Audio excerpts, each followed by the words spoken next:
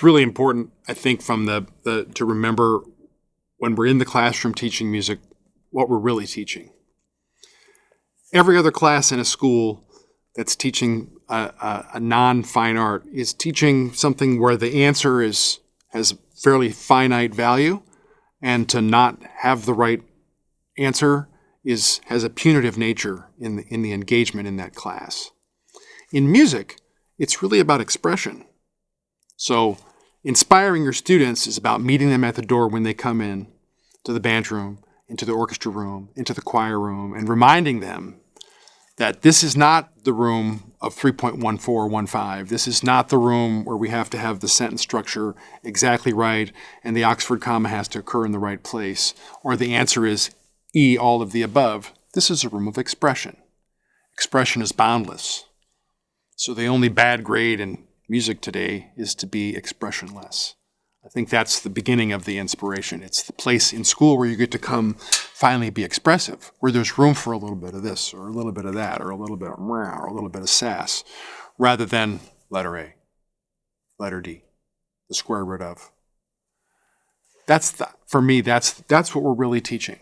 If you work in a powerhouse program where you've got after-school teachers teaching private lessons on every single one of your instruments, you've got 3 other band directors that are in every single one of your classes, you only have you have so much staff and so much support from all of everything that you're really not one of the folks that are completely burned and stressed out by having a career in this area.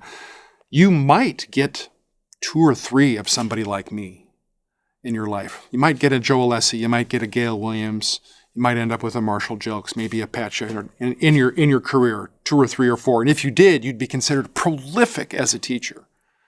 If in your career you created one of you every year, another band director, another choir director every single year in a 30-year career, again, you'd be considered prolific in your career. Yet most of the ensembles, we have more than 30 people in them, frequently in programs all over the world. So we're not really teaching music in a band room or a choir room or an orchestra room to create a me or to create one of them, to create one of you, a band director. We're really trying to teach the joy of music. We're really trying to connect people with expression.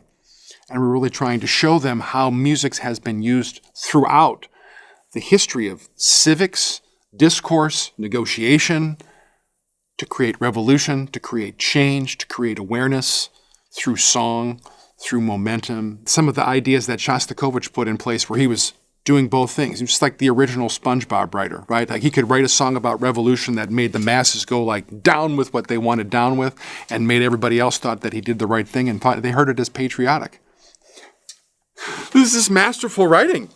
Symphony No. 5, right? This is like the ability of music to really move people to do things. And we get to use what's in our lives currently as a music educator, combined with a very old language of how to manipulate sound and how to use sound in fractions and certain rhythms to be able to create meaning, to be able to create passion, to be able to create enthusiasm, to create change.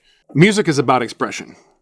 That's what it's about. So in a classroom, we're using all types of things that have to do with what's present in our lives every day via sound to create expression, to create feelings, whether we need to let them out, whether we need to draw attention to them. Music is about expression. And if we have the great fortune of being able to teach music, that's what we're connecting people with. This is what teaching music is about. It's about teaching expression. And we need it more than ever.